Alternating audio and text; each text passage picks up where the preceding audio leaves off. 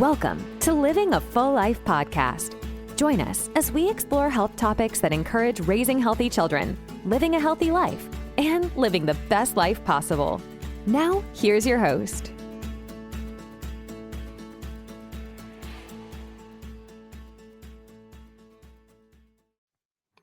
Hey everyone, welcome to another podcast of Living a Full Life. I'm Dr. Enrico Dolcecore, and this week we are continuing on with gut health and nutrition.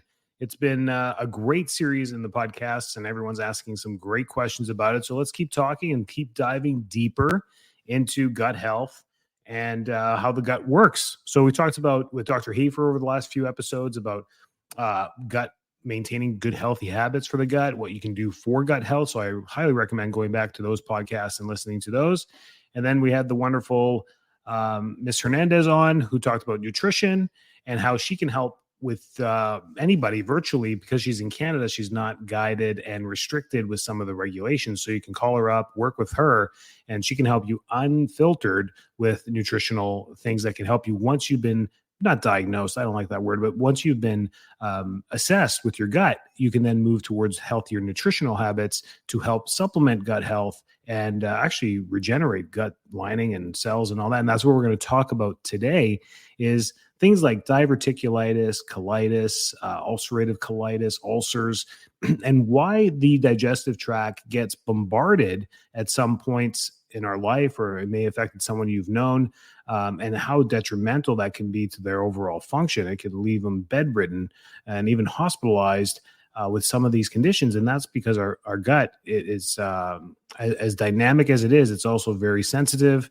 and it can't proliferate, it can't ulcerate, it can cause internal bleeding, and then it can all lead to bad things. So that's what we're trying to prevent here. Once we get to those diagnoses, I always tell people, it's too late. Once we get the diagnosis, the best healthcare is prevention. It always is. We want to prevent getting there and not getting to the diagnosed spot. But in case we're on that path, or maybe you've been through a bout of IBS or diverticulitis in the past, this episode is for you. How do we keep a healthy gut through how we eat and how we diagnose our gut over time? So I'm going to use diverticulitis as an example. And if you don't know what diverticulitis is, it's typically an infection of the gut lining. So it's a condition characterized by inflammation of portions of the gut, usually the large intestine or colon. And these pouches that are all in the gut can get weak spots in the colon or in the digestive tract, and then they can get irritated and inflamed, and they can lead to like fistulas and constipation and extreme pain. So the most common side effects or symptoms of an inflamed bowel is abdominal pain. Typically, it's on the left-hand side because that's where most of our large intestine bundles up. But it can be on either side. Fevers and chills because, of course, we've got inflammation and possible infection, nausea and vomiting because the body's trying to get things out, changes in bowel habits like diarrhea or constipation, bloating and gas, tenderness in the abdomen, especially when you touch it. It becomes very sensitive. So these symptoms cover a lot of gut irritability. And diverticulitis is a very common diagnosis given very quickly once we see a primary care or go to urgent care, is like, you have diverticulitis. Maybe a CT scan is done, maybe it's not, to look at the abdomen, and if they see any inflammation, automatically the first diagnosis is diverticulitis. Just at least start a process of treatment, and then follow-up testing can happen to help zone in on the diagnosis a little bit more. But the whole point of this is, how do we prevent these things from happening? How do we not get an inflamed gut? And it starts by understanding how the gut really works and its entire system. So the new frontier in the gut over the last 25 years has been the gut microbiome. We've been talking more about the bacteria and the viral load in our systems more than the actual physiology of the gut. We're not actually just talking about the actual organ or the tissue and the cells and the epithelial cells and all this of the gut that we've done for the last 100 years. We're now looking into, we understand that this is cells and layers to it, just like our skin, but how does it actually function? And it's an entire microbiome, an entire environment of bacteria and viruses that work together to promote digestion. It's a fascinating universe that our gut is. Then we're in the initial frontier of understanding it. So a microbiome refers to the diversity or a diverse community of microorganisms that inhabit the gastrointestinal tract. So these play a crucial role in maintaining health in the gut, preventing various digestive conditions, including diverticulitis. And here's how the gut microbiome influences diverticulitis or any type of inflammation prevention. Number one, it's maintaining intestinal barrier function. So this microbiome, I always give examples when I'm teaching a workshop or anything like that about health, and we talk about the gut. I say, the microbiome is like the piping system in your home. Just from the sinks, from the washing machines, everything like drains water, drains through the pipes and out to the sewer, right?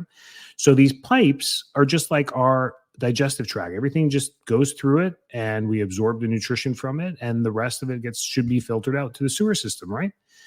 But inside of that PVC pipe, the plastic pipes that we have, or copper pipes, depending how old your home is, it's coated in this film. And this film, the healthier this film is, the thicker it is, and the more diverse it is this film on the inside that helps everything move back and forth a lot easier. Does that make sense? So that almost like a plaquing of the inside of the tubes or of the gut is this diverse land of microbiome, of all the bacteria that are there. And this helps the integrity of the intestinal barrier. It creates this whole new barrier above the cell lining, which is crucial for preventing the prevention of harmful substances and bacteria from the gut into the bloodstream. So the microbiome itself creates its own barrier from being absorbed into the bloodstream. So it protects itself. And as we deplete this plaque, let's call it, or this biome within our intestinal tract, what ends up happening is we become more susceptible to the cell lining or of the gut being exposed. And the more it's exposed to stress, the higher the risks of irritation and inflammation, which can lead to cell pathology. And that cell pathology can be anything. It could be irritable bowel syndrome. It could be diverticulitis, because now we have fistula inflammation. It could be an ulcer that starts to bleed because we've irritated that area so much. It can bleed. We have ulcer or ulcerative colitis, So the pathology that happens is irrelevant. It's the inflammation we need to talk about. So we maintain this gut microbiome. A healthy gut microbiome contributes to the strength of this barrier, reducing the risk of inflammation and infection that can lead to diverticulitis or any other condition. It just coats our entire intestinal tract. You can see it fascinates me as I continue to learn more about this, but the simplicity of it is understandable, but the complexity is now, wait a minute, what bacteria, what viruses? And now we've opened up a huge box of unknowing systems of which bacteria play in which role. And we're getting good at understanding it, but there's so many bacteria out there. So trying to understand what's going on there is where the new research is going. So the old thing of eating some yogurt and getting some probiotic was a good attempt at gut health, but it's not as simple as just taking a probiotic or eating yogurt. What it is having a vast array of microbiome in there and maintaining that microbiome. So you say, well, why would that disappear, or why would that get hurt? Well, the number one thing that depletes bacteria, what kills bacteria in our body? I mean, bad bacteria is attacked by our white blood cells to prevent infection or to kill off infection. That's only if it enters into the bloodstream. So our digestive tract is actually considered external to the human body system. Does that make sense? You're going to be like, well, wait a minute, isn't that the deepest part of it? It is. Your bowels are the deepest part of the actual physical body, but this tube is pretty much, the opening is your mouth and the exit is your anus, and it's a tube all through the entire body that is considered external. So your body treats that system, the digestive system, as external. So bacteria can go through, you can swallow Mountain Dew, you can do some crazy stuff. You can put some crazy, Coca-Cola through that entire system. You can drink whatever you want, straight up whiskey, put it right through that system and it will come out. That's how, so it's considered external. Instead of injecting something into your body, like a B12 injection or a B12 pill. Two different ways. One has to be broken down and absorbed. the injection goes straight into the bloodstream. So you get direct B12 injection into the bloodstream or into the muscle or whatever it may be. So that's how we do that. So what kills bacteria? Well, internally, we have an entire immune system that kills it, but externally, antibiotics. We would take something externally like an antibiotic to help us with an infection that we may have or a fever, and that antibiotic actually ends up killing a lot of the microbiome, the good and the bad in our gut. So the more we're exposed to antibiotics, the more severe our gut is bombarded and killed off. So that plaquing system inside of the gut is actually depleted. Does that make sense? And antibiotics are typically used when? Older or younger? Younger. Our kids, we put them through a lot more antibiotics at the younger ages because they're getting sick most of the time. Any of you have had a 6-month-old or a 12-month-old or a 2-year-old or a 4-year-old, understand that they get sick a lot. And the default to it, not so much now as it used to be, but still there, is antibiotics. Chronic ear infection, antibiotic. A raggedy cough, antibiotic. Fever, antibiotic. So and then we put through that. So we're not given a chance young to build up a proper microbiome. And then we get into our, 10 years old, teenage years, and we've got a disruptive gut. And we're starting off our life like that. So then we may actually go through antibiotics with treatments later in our life. May come down with pneumonia or something. We need to take some antibiotic. I mean, we don't mess with that stuff. We take it, but our gut gets depleted. And what we have to do is rebuild it. And we rebuild that through diet. And we'll get through that in a second. Same thing with over-the-counter medications like NSAIDs. That can deplete, like Tylenol can deplete the gut system as well. So usually it's pharmaceuticals, it's dietary things that we put into our system, lifestyle modifications. These things can actually change the microbiome itself. So that's the number one thing. And what we'll do to rebuild that is, we'll talk about it in a second, a good high-fiber diet with fermented foods. And we'll talk about that in a second.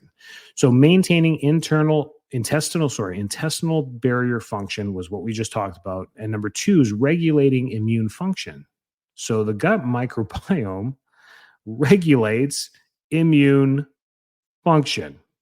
Oh my gosh, we just opened up a completely different universe.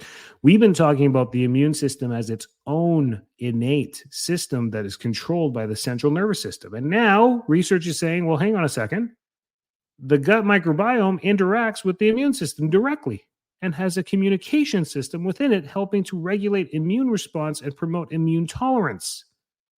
Whoa! Why do some kids get more sick than others? Not genetics. We now have a direct link between why some people get sick more often and others don't. I remember, working up in Canada in the winters, it was flu season. What do you mean flu season? Why is it now? Why is it November? Why is it flu season? Because people's guts were bombarded because of Halloween, Thanksgiving, Christmas, New Year's, Valentine's Day, like sugar, right? And we're depleting it and they're getting sick and they're taking antibiotics and they're more depleted and they eat more sugar and they're more depleted and they take another antibiotic and they're depleted. And that's what was happening. So this is to promote immune tolerance. A balanced gut microbiome can prevent inappropriate immune reactions and reduce inflammation in the gut, which is important for preventing conditions like any inflammation of the gut, IBS, diverticulitis, colitis, ulcers. We talked about them. Isn't that amazing? We're seeing this in the general literature now saying that, the microbiome of the gut directly controls. It's slipping in the research. They're not even saying communicates with the innate immune system. It says it controls it. It literally tells the immune system from the central nervous system what to do. That is amazing. And that's where the research is going. And that's why we need to have such a healthy microbiome diversity in our guts. Producing short-chain fatty acids. We've all heard of long-chain fatty acids, your omega-3s, your omega-6s, your omega-12s. We know about those. You may not be a biochemist and know exactly the chain and can write it down on a piece of paper, but who cares? You don't need to. But what about these short-chain fatty acids? They're SCFAs. You'll see it sometimes in the literature, but not talked about very often. Certain beneficial bacteria in the gut microbiome ferment dietary fiber to produce short-chain fatty acids, such as butyrate, acetate, and propionate. Short-chain fatty acids have anti-inflammatory properties and help maintain the health of the interstitial lining of the gut. By promoting the production of short-chain fatty acids, a diverse and healthy gut microbiome can reduce inflammation and protect against inflammatory gut disease. That's pretty cool stuff. So the bacteria in the gut actually ferment the fiber that we eat, and that produces short-chain fatty acids.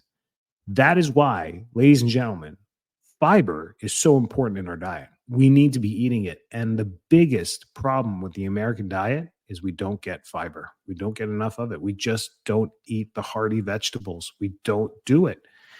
And that is just setting up our gut for failure right there. Another reason is competing with pathogenic bacteria. So the microbiome of our gut competes with bad bacteria. So once we get into some bad stuff, E. coli, salmonella, listeria, whatever comes through our body, the bad guys, a diverse and balanced gut microbiome can outcompete harmful or pathogenic bacteria for resource and space in the gut. They won't give them a chance to set up some room and board anywhere to set up an infection. And by occupying niches and producing antimicrobial compounds, beneficial bacteria in the gut microbiome help prevent the overgrowth of potentially harmful bacteria that could contribute to inflammation and infection in the diverticula, fistulas, anywhere in the gut. That is another fascinating tip right there, is that having a healthy microbiome is like having a diverse army of good guys in the gut, that when the bad guys come in, they don't stand a chance. They're just overpopulated. And if they do try and set up, they won't get enough space to create an infection. Pretty cool stuff there. So, I have family members, like I have an iron gut. They're Italian cousins, in Italy and stuff like that. I can eat anything. I've got an Italian gut. I never, and you kind of think about it now that you know the research, like, man, they must have really good gut flora. They can eat spicy foods. They can eat these foods. They can eat that. They can eat this. They can eat high fat, low fat, whatever. And it doesn't really bother them. So they say. And you think about it, you're like, why? Is that genetic? What's going on? It's really that they have a vast array of bacteria in their gut. And the last tip, or the last topic, is fermenting dietary fiber. Fiber comes up again. Out of the 5 things I told you that the microbiome is important about today: maintaining interstitial barrier function, intestinal barrier function, regulating immune function, producing short-chain fatty acids, competing with pathogenic bacteria, with bad bacteria. Now, number 5, fermenting dietary fiber. The gut microbiome plays a crucial role in fermenting dietary fiber, which is important for maintaining bowel regularity and preventing constipation. Constipation and straining during bowel movements are a risk factor to many things like diverticulitis and hemorrhoids. So promoting a healthy gut microbiome through fiber-rich foods can help prevent diverticulitis by supporting regular bowel movements and reducing pressure on the colon. Fiber comes up again, and fermenting it plays a crucial role in the movement. So now, again, another nervous system thing that we said controls the movement of the gut is peristalsis, which is controlled by the central nervous system. Completely wrong. The central nervous system sends sensory pathways to the gut to sense, to absorb food, to break down food, to secrete secretions, to help all the organs in the digestive system work. But they do not move what we thought peristalsis. There is no neurological function to this. And it hasn't been completely disproven, but it looks like that's where the research is going, showing that peristalsis isn't actually a controlled movement. It is this microbiome diverse system that's in our gut that, when working well, that fermenting process and breaking down process of the bacteria itself is what pushes things through. Very, very cool stuff. You can see how excited I was on this one. But going back, if you're suffering from anything gut related, just constant gut pain, and you've had no diagnosis, you may have been told you that had something like IBS or those are the most common ones, diverticulitis. Maybe the next step was endoscopy. Maybe they went in, they actually went to go look. And when they're looking, now they're looking, or colonoscopy, they're looking for fistulas, swelling, inflammation, ulcers, bleeding. I mean, that's what they're looking for, is these things that we talked about today, the actual diagnosis. And the good and the bad of that is that once they go in there, they can find, if they find something, they can have a solid diagnosis of what's going on. And that's great. But the bad thing is now you have it. You have that ulcer, or you have diverticulitis, or you have the fistula, or polyps, or cancer, for Pete's sakes. So that's where we're trying to prevent. We don't want to get down to that road. All of you listening to the podcast, I want you to go in for your regular colonoscopy at 50 or whenever you go, 40, and come out of there and they're like, hey, look clean, look great. It's like a dental checkup. I want my kids to go for their dental checkup. Be like, everything looks great. Keep an eye on this tooth, clean a little bit more between these two teeth, and see you later. That's what you want. That's what healthcare is taking care of our health. Once we start mitigating for symptoms and disease and diagnoses, it's no longer healthcare, it's sick care. Now we're trying to take care of sickness. So preventing this comes from the basics. And we have been doing this for over 2 years with podcasts. Diet comes up over 100 episodes. I think in every single episode, maybe there was one we didn't talk about diet, maybe an exercise topic. I doubt it. I think I've talked about diet in every single podcast we've been in for the entire time. And that's how important it is in understanding this. And the simplicity and the complexity of diet is like, well, what do I eat? How do I eat? What nutrition do I need? That's the complexity of it. The simplicity of it is a vast array of everything. That's what we need to be eating, a mixed and balanced diet. So if we can do that, we can prevent a lot of issues in our gut. If you have any questions, reach out to us. This is the stuff we love. info@fulllifetampa.com. You will get doctors to respond to you on any questions you have, wherever you are. We're here for you. If you have any other gut questions, we'll turn them into a podcast. That's fantastic as well. Stay well, stay healthy, and keep that gut moving. Thanks so much for tuning into this episode of Living a Full Life podcast. If you're enjoying the show, please feel free to rate, subscribe, and leave a review wherever you listen to your podcasts. That helps others find the show, and we greatly appreciate it. Thanks again for tuning in, and we'll catch you in the next episode.